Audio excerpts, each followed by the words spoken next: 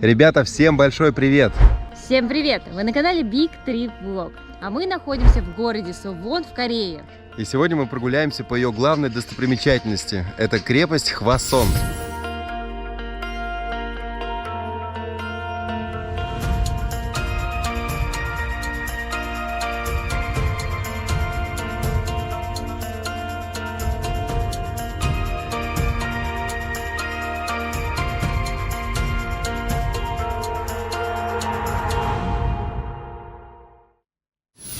На автобусе за 1,5 часа примерно мы добрались до города Сувон. Можно сказать, это практически пригород Сеула. Но, тем не менее, это отдельный город. Здесь есть две главные достопримечательности, которые мы обязательно посмотрим. Сейчас мы заселились в отель, который находится у крепости Хвасон, у основной достопримечательности Сувона. Называется отель Star Sun. Сейчас немножко вам его покажу. Что здесь удобно? Здесь есть микроволновка, которой можно пользоваться. Также здесь есть отдельно горячая холодная вода. Наш номер на 2-м этаже. В комнатах каждый день убираются. Не пускают нас. Пускают. Да, закрыто у нас тут. Расскажи, пожалуйста. Помимо кровати, которая, естественно, должна быть, у нас есть большой стол с компьютером, что странно. Для нас это удивительно. Представляете, здесь компьютер, соответственно, системник, мышка. Поэтому, видимо, для геймеров. Телевизор большой. Есть холодильничек небольшой. Специальные боксы. Давайте посмотрим. Расчесочки, какие-то средства, видимо, от пауков, тараканов. Полотенчики, фен. Так. А вот это что такое? Ты не знаешь? Я думаю, это покрывало или наверное. такое. Ну, с бельем что-то связано постельным. Ну, соответственно, стульчик. Вместо шкафа у нас вешалочки всего лишь. Здесь Кондиционер. кондиционер, да, ну, мы его редко включаем. Также есть еще один столик. Здесь чай, кофе, салфеточки. Есть Ого, удобно. зарядочки, да, для всех типов устройств. Что еще, что еще? Ну, давай дешевое покажу. Здесь все чистенько, есть мыло, шампунь, кондиционер, гель для душа, раковина и, конечно же, унитаз. Поэтому все удобно, комфортно. За 2500 рублей я считаю, что это нормально. Учитывая, что находимся в центре Сувона. Заметили интересное устройство у нашей кровати. Это электронагрев, то есть, получается, можно включить его и спать на теплом матрасе. Подключается он прямо к матрасу, вот здесь вот. Можно увидеть провод подключения. Очень здорово. Особенно если на улице холодно зимой. Сейчас нормальная температура, поэтому вряд ли мы будем им пользоваться. Сейчас мы вышли из нашего отеля. И в начале прогулки еще пару слов добавим о городе, в котором мы находимся и как мы сюда добрались. Город называется Сувон, с населением чуть больше 1 миллиона человек. Он находится в 30 километрах к югу от столицы Южной Кореи, от Сеула. И сюда мы приехали на автобусе, вернее на автобусах, на 3. Но все было достаточно быстро и удобно, потому что по транспортной карте мы совершили эти поездочки, причем со 2 на 3 автобус пересадка была бесплатной, а всего мы потратили в районе 3000 вон с человека. То есть достаточно быстро, бюджетно. И вот мы уже в городе Сувон. Его главная достопримечательность находится совсем рядом. Это крепость, к которой мы и направляемся. Собственно говоря, ту минуту, которую я вам рассказывал про город, в котором мы находимся и как мы сюда добрались, мы шли до крепости, которая называется Хвасон. Переводится как «цветущая крепость». Это крепость конца 18 века в корейском стиле. Она популярна, знаменита своей огромной стеной, которая составляет 5 километров 740 метров. Сюда существует 4 входа. Самый крупный — это восточный и южный, но мы находимся возле какого? Северного. Возле северного. Также мы сейчас подошли к специальному домику с информацией для туристов. Нам выдали карту, сказали, что вход свободный. Вот это вот место, оно считается самым высоким в крепости, и оттуда видна вся крепость, поэтому, наверное, вот это одна из основных. Да, сейчас мы еще немножко погуляем, осмотримся, расскажем вам красивые места, покажем. Ну что, добро пожаловать в крепость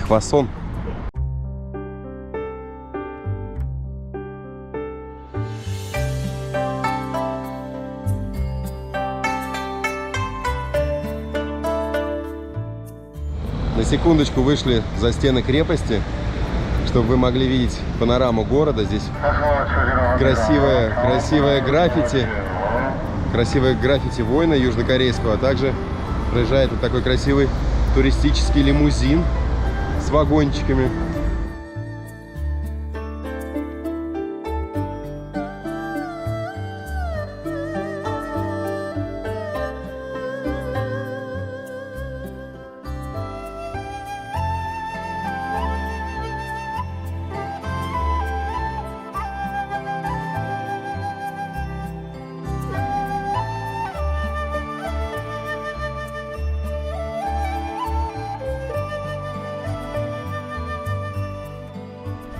Ну что, вернулись обратно в стены крепости. Сейчас мы поднялись немного наверх. Как раз находимся у стен крепости. И открываются, конечно, панорамные виды на город. Поэтому можно полюбоваться сверху, из различных точек. Сейчас мы как раз запланировали прогулку вдоль стен. Немножко по кругу обойдем, посмотрим, походим. Вот у нас есть карта, по которой можно ориентироваться.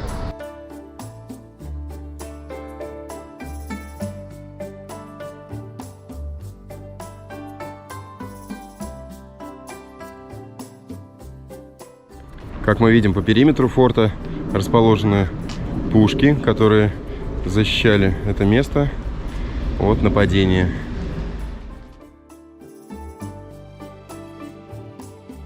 Сейчас мы гуляем вдоль стен. Мы видим и таблички, которые говорят о сооружениях, которые здесь находятся. Вот, допустим, павильон артиллерии, так называемый, правда, сейчас закрыт, видимо. И внутри почему-то не вижу никакой артиллерии, никакого. Ну, раньше, видимо, там была артиллерия, оружие, а сейчас это просто красивый павильон, да. И вот пока мы идем, как раз с высоты этого форта, стены которого примерно 4-6 метров, мы можем видеть город. Очень тихий, уютный, несмотря на то, что это крупный мегаполис.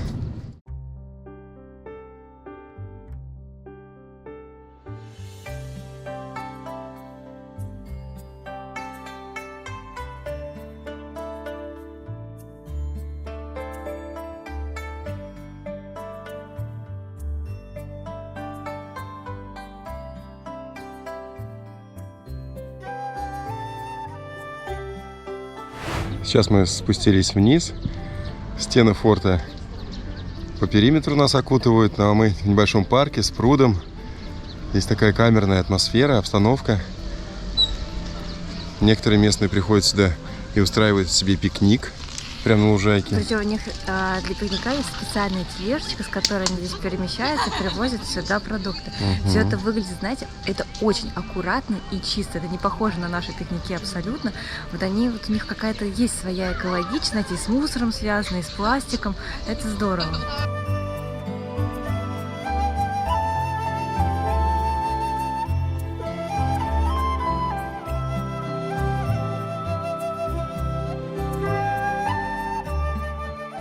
Да, прогулялись мы по удивительному месту, по пруду, по саду. Здесь кто-то устраивает пикник, кто-то гуляет с собаками. Вот много местных жителей.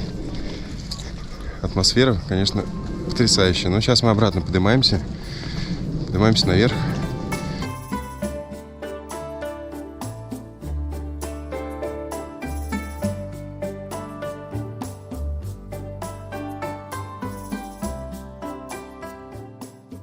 Сейчас мы проходим еще одно небольшое здание. Как гласит информационная табличка, это здание использовалось как сооружение для стражников этого форта. И его крыша похожа на шляпу, которую носили ученые династии Чосон. Давайте-ка шляпу посмотрим все вместе.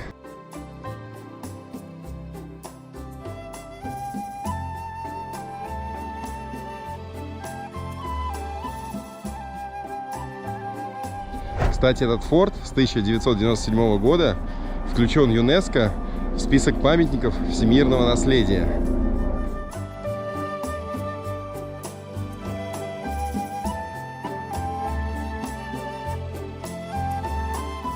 Сейчас, гуляя по форту, мы уже дошли до восточных ворот. Они чуть более масштабные, красивые, можно зайти внутрь. Ну а у нас есть план прокатиться на туристическом вагончике, который видели в самом начале. И он нас должен довести до другой части этой крепости.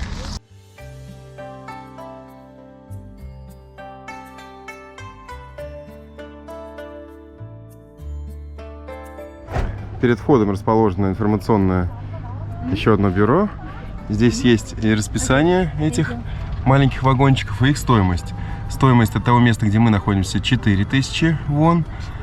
А за 6000 вон это уже с главного здания, куда мы сейчас, собственно говоря, направляемся. Там уже 6000 вон стоит поездка. И отправляются эти вагончики каждые 20 минут.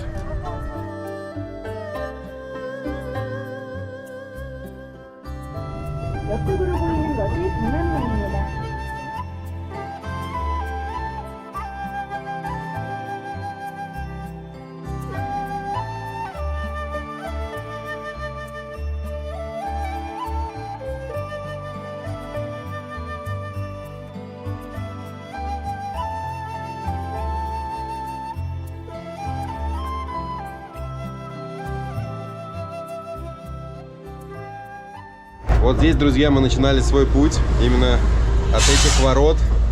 И сейчас, проехав уже, наверное, неспешным темпом минут 7-8, мы вновь здесь оказались, но едем к главному дворцу.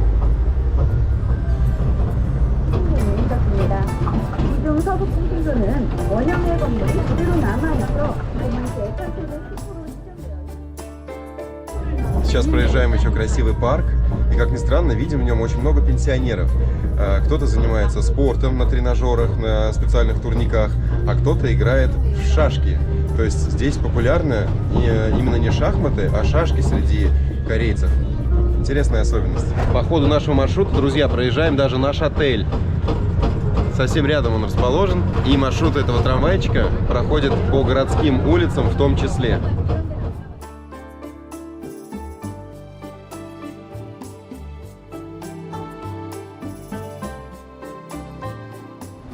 Мы с Томой уже выскочили из нашего трамвайчика возле дворца Хёнгунг, недалеко от него. Остальные пассажиры поехали по кругу в обратную точку. Можно осмотреть этот форт с этого трамвайчика, а можно выходить в главные достопримечательности.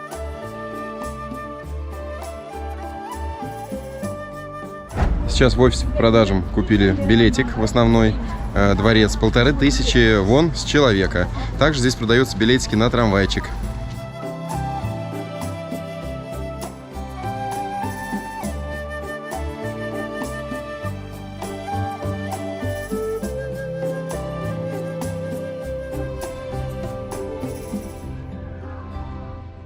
Сам дворец находится внутри крепости Хвасон. Состоит из 22 зданий и был построен, конечно же, для короля.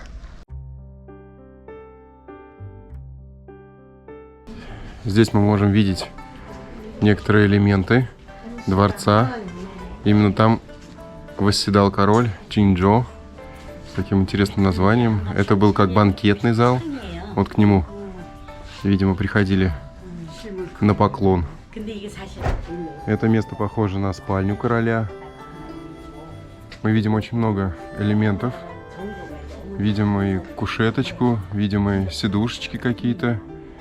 А здесь мы видим место, где король Чонджо встречал гостей, принимал гостей.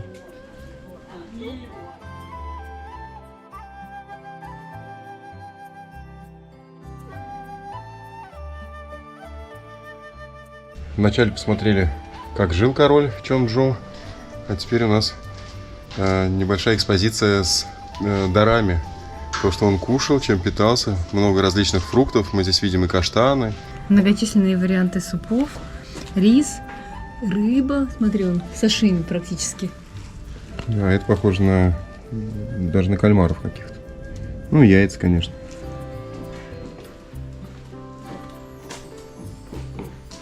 Увидели еще одну комнату, в которой есть экспонаты. Здесь мы видим посуду, керамическую, чугунную.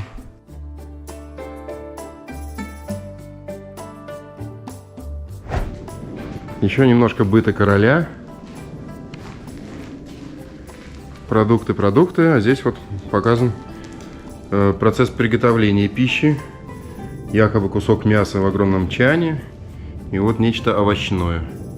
Сейчас мы поднимаемся к одному из павильонов, и с небольшого холма открывается вид на многочисленные здания дворца.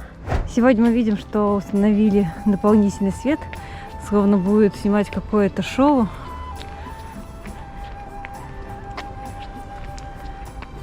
Сейчас я поднимаюсь к еще одному павильону, который является частью этого дворца. Все павильоны похожи друг на друга, но какие-то более закрыты, какие-то более открытые. Вот сейчас мы идем к открытому варианту павильона. Отсюда открывается красивый вид на дворец, на крепость. Здесь мы можем увидеть пейзаж этого места. Название у него сложное, называется Мироханджеонг. Посмотрите, какой красивый вид на этот дворец, на его крыши, выполненные в едином стиле. Как видите, все дворцы в Корее похожи друг на друга. Может быть, путешествуя по другим городам, мы увидим какие-то другие. Но в Сеуле и в Сувоне их сложно отличить. Также видите цветочки, зеленые и красные цвета матовые преобладают во внешних фасадах. Здесь мы видим небольшую галерею. Рассказано о том, как проходило строительство, реконструкция, вернее, дворца.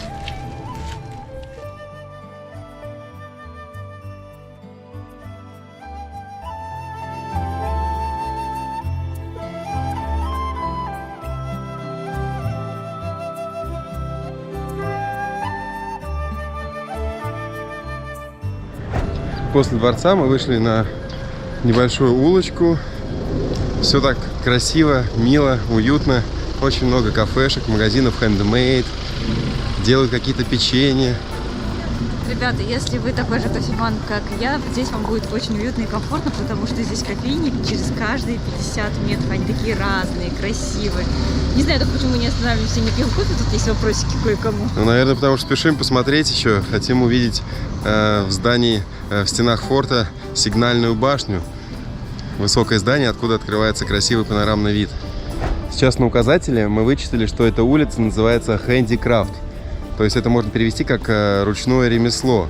И действительно, здесь очень много товаров, сделанные своими руками, небольшие палаточки.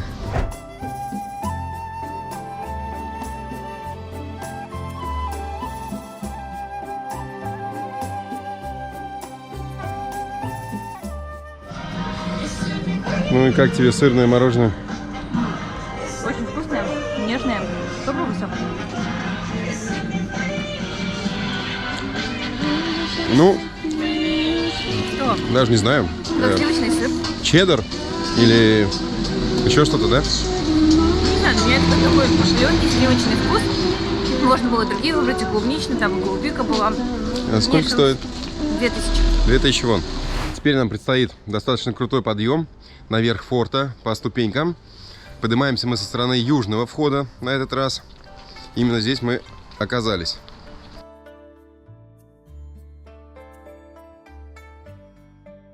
Поднялись на первый уровень ступенек. Сейчас завернули направо, идем вдоль парка, аллеи приятные. Здесь вот... Мы были те, которые занимаются спортом, бегают. Я сначала увидела там одного, другого человека, а сейчас их вообще видим много. Но сейчас потому что и время приятное, начало 6-го. И здесь, в принципе, дорожка классная, в тени деревьев. Вообще надо отметить, что сегодня самая жаркая погода из всех дней, что мы были в Корее, да? Ну, наверное, лето приближается.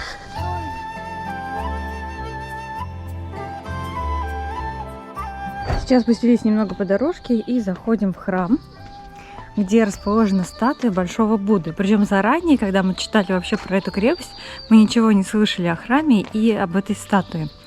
Поэтому сейчас буквально впервые увидели эту красоту и решили спуститься немножечко к ней. Его было видно из дворца, и мы сразу же обратили внимание на эту красивую статую. Вон, смотрите, как удобно в храме. Продумали тапочки.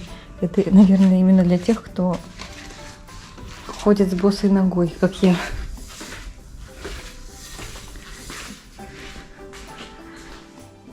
И здесь такой же Будда.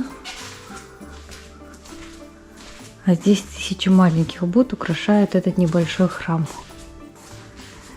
Потолок искусно расписанный. К сожалению, здесь мерцают лампы, поэтому много снимать не буду.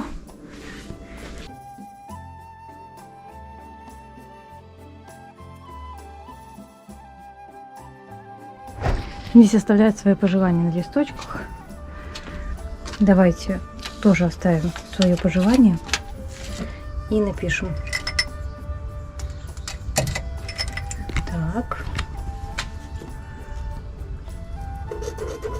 Так, оставляем записку с пожеланиями. 1 000 000 подписчиков на канал Big Trip Vlog. Прикрепляем. Все, Будда, исполняй, пожалуйста. Давно хотим. Сейчас мы вернулись к стенам крепости и продолжаем наш путь наверх.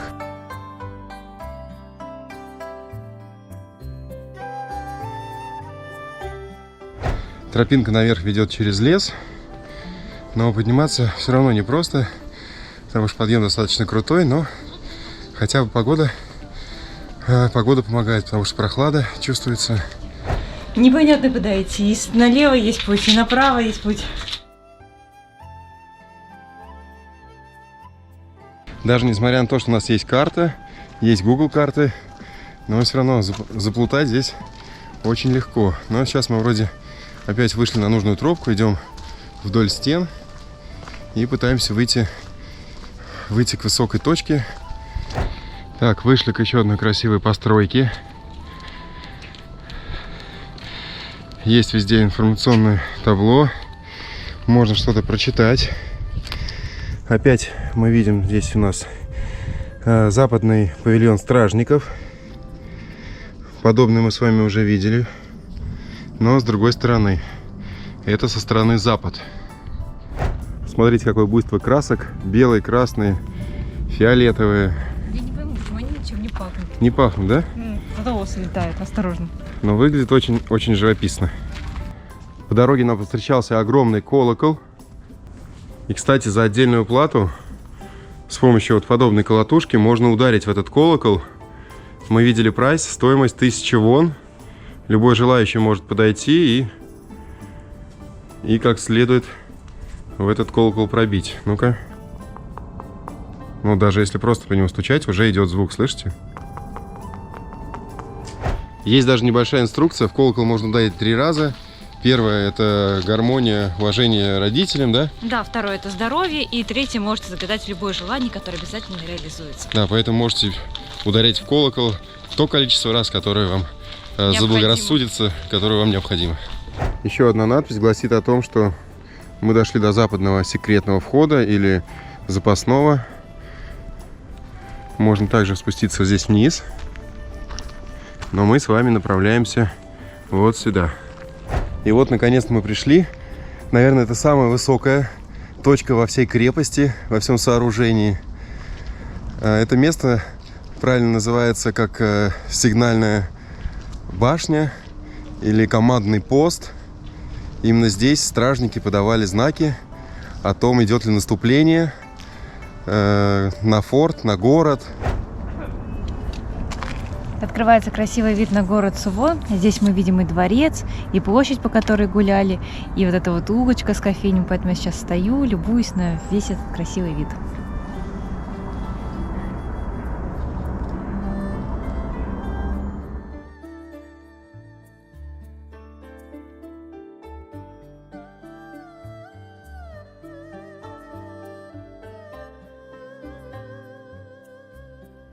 Как гласит данная информация, эта башня служила для передачи информации на дальние расстояния.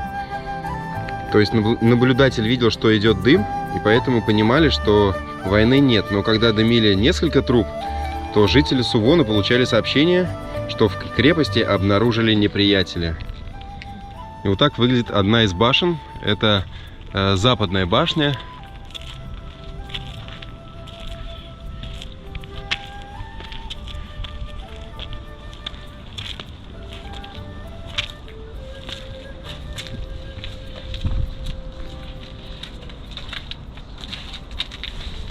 Ну, не знаю, как по мне, Если говорить с точки зрения туриста, то снизу открывается более красивый вид, более четкий. А здесь, я не знаю, не видно врага, не видно. Да, враг ушел куда-то за деревья, поэтому, возможно, раньше деревьев здесь не было, поэтому было хорошо все видно.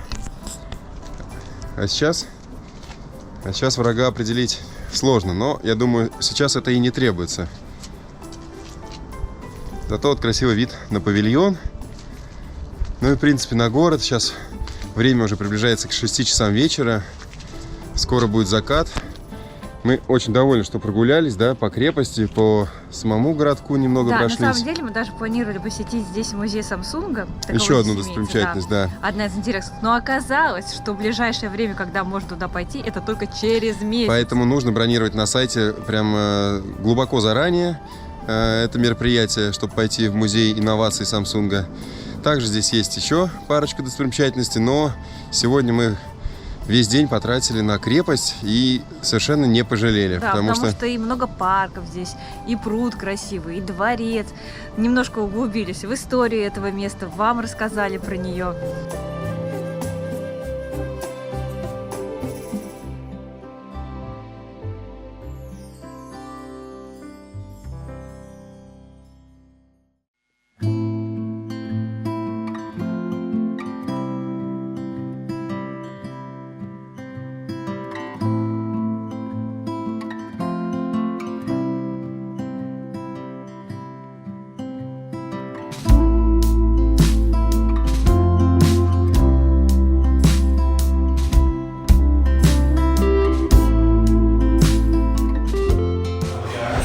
На ужин в пиццерию Корнер. Соскучились мы по пицце, по пасте, по такой более простой еде. И знаете, что нам принесли на закуски?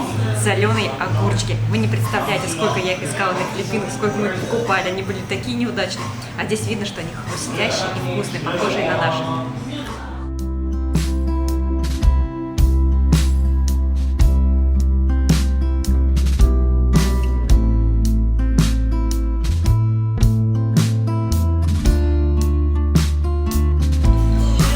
После такой красивой прогулки у нас должен быть красивый ужин.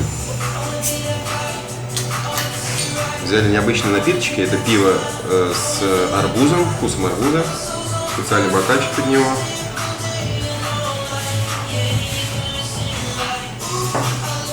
Ну и, друзья, наше основное блюдо – это пицца. Мы заказали себе одну пиццу, но и двух видов.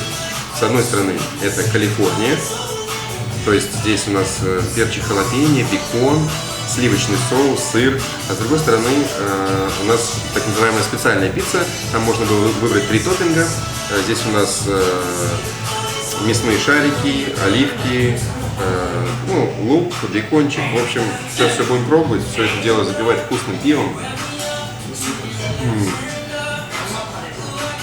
Оно правда вкусное. Ну и давайте сразу кусочек возьмем. Давайте специальное. Специальный кусочек для специального дня. Что-то пошло не так, да? Да.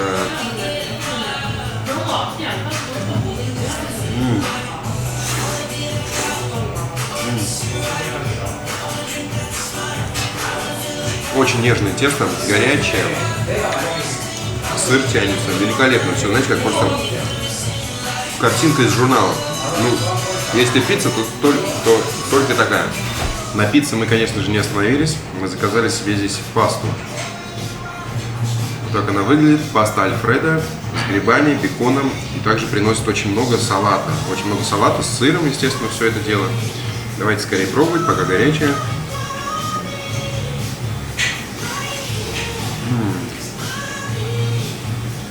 И соус вкусный, сливочный. Великолепно. Да, салатик идет с сыром и соусом сливочным тоже каким-то, ну, по типа йогурта, да, чем-то полит. Грибочки. Интересно. Бекончик. И порции, смотрите, какие большие. Мы не думали, что будут настолько большие порции, большая пицца, большая паста. Выглядит.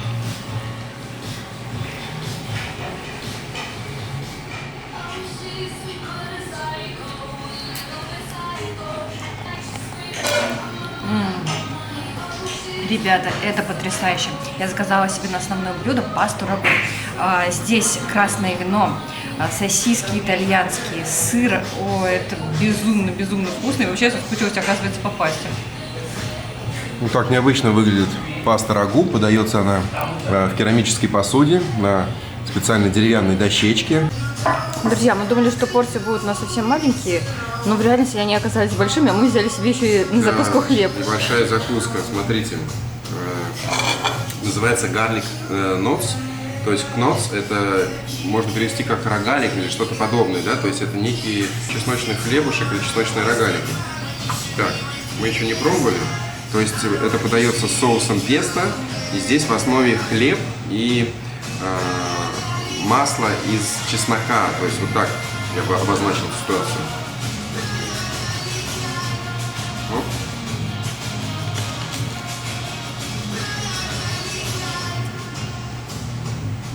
Да, получаются некие булочки, очень приятные, очень вкусные. Не знаю, они поджаренные в масле. На самом деле, это в качестве закуски очень вкусное блюдо. Да, хлебушек, хоть он и плотный, но мягкий. И это все дело также подается с огромным количеством салата. Опять заправленные сыром и такая некая сырная йогуртовая заправка. На самом деле, вкусное блюдо. И еще здесь... Что это у нас такое? Интересно. Может, вяленый томат? Нет? Не вижу отсюда. Не пойму, то ли вяленый томат, то ли изюм, знаете, вот это похоже. Но по вкусу идентично. Еще стоит отметить, мы вначале вам сказали, что вот к пицце, ну, также в пасту вы можете добавлять, здесь еще много соусов стоит на столе. Там есть и, вот, к примеру, да, для любителей поострее, табаско. Кто-то вот любит чили, тайский соус. Они на самом деле похожи. Соль, перец, в общем, много ингредиентов, которые можете добавлять. Также вот эти закусочки, когда вначале принесли халапеньо, огурчик, сырный соус. Все можно добавлять и в пасту, и в пиццу. Пиццу мы, на самом деле, пока еще не осилили. Обязательно возьмем ее с собой, потому что очень много. Если вам понравилась наша прогулка, обязательно поддержите это видео своим лайком. Любые вопросы пишите в комментариях, на все отвечаем. Скоро увидимся. Всем пока. Всем пока. Пока.